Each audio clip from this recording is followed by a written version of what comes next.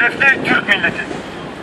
Öncelikle 5 Temmuz 2009'da Doğu Türkistan'da katliama uğrayan soydaşlarımızı saygıyla anıyor, Tanrı'dan rahmet diliyoruz.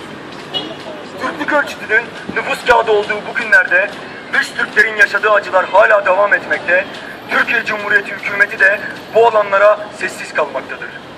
Çünkü vermiş olduğu nüfus kağıdını inkar eden, Türklük içinde erimeyi kabul etmeyip hak iddiasında bulunan etnik yığınları bile Müslüman Türk olarak görürken, Atavatan'daki, Kerkük'teki, Tebriz'deki kandaşlarımızı herhangi bir milletin mensubu olarak görmektedir. Hafta başında Kerkük'te patlayan bombalar, Tufan'da cami çıkışlarında soysuzca katledilen Türkler, yandaş basında bir altyazı olarak geçerken, Türklüğün geleceği tehlikedeyken, Mısır'da yaşananlar sanki bizim istikbalimizmiş gibi ekranlardan düşürülmüyor. Kerkük Kürt'e mezar olacak! Kerkük Kürt'e mezar olacak! Kerkük Kürt'e mezar olacak!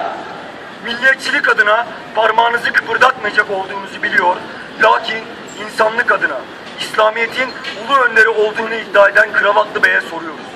Çin'de polisler cami çıkışlarında Müslümanlara değil de Budistlere mi saldırıyor? Kerkük'te öldürülen soydaşlarımız ateşe mi tapıyor? Karabağ'daki katliamda şehit olanlar insan değil mi? Nerede demokrasi? Çin'de kaçırılıp genel evlerde çalıştırılanlar Müslüman Türk kızları değil mi? Arap ülkelerinde bir çocuğun burnu kanasa insanlık diyerek ortalığı ayağa kaldıran adam. Sizin Müslüman kardeşlerden kastınız Türk olmayanlar mı?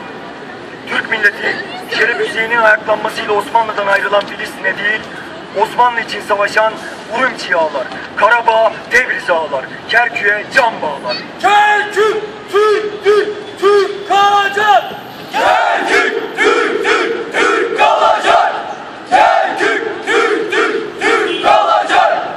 Türkçüler olarak buradan duyurmak istiyoruz ki, Türkiye Cumhuriyeti hükümeti Çin'de yapılan katliama, Kerkük'te yapılan soysuzluğa müdahale etmezse, Türkçüler zulüm gören ve buna rağmen Türkiye Cumhuriyeti hükümeti tarafından terörist damgası yiyen Uygur, Kerkük'te her an tehlikede olan Türkmen kandaşlarının haklarını ana vatanda arayacaktır. Savaş, diren, özgürleş!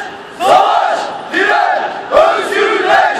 Savaş, diren, özgürleş! Kerkük'te ne yapılıyorsa, Doğu Türkistan'da ne oluyorsa aynı dilden, aynı şekilde cevap verilecektir. Soysuzlar duysun. Türk milletinde son nefer kalana kadar, damarlarımızdaki asil kan tükenene kadar, duvarlar yıkılana kadar, Ermeni Karabağ'dan çekilene kadar, Çinliler Urumçi'ye gömülene kadar, Tebriz'e ulaşana kadar, Türklere Kerkük'ü dar edene kadar. Kerkük Kürtlere mezar olacak! Kerkük Kürtlere mezar olacak! Kerkük Kürtlere mezar olacak! Tanrı Dağı'na kadar, Turan'a kadar Türk milletinin şerefli çocukları direnecektir. İç düşmanlar, dış düşmanlar, katil Çin, Kerkük'ün hayalperest Türkleri, faşist İran, soysuz Ermeni, Barzani, Talabani ve hatta dağlar taşlar bunu böyle bilsin. Türk ırkı sağ olsun, Tanrı Türk'ü korusun ve yüceltsin. Türk ırkı sağ olsun, Tanrı Türk'ü korusun. Türk ırkı sağ olsun, Tanrı Türk'ü korusun. Türk ırkı sağ olsun, Tanrı Türk'ü korusun. Kerkük Kürtlere mezar olacak. Kerkük Kürtlere mezar olacak. Kerkük Kürtlere mezar olacak. Türk ırkı sağ olsun, Tanrı Türk'ü korusun.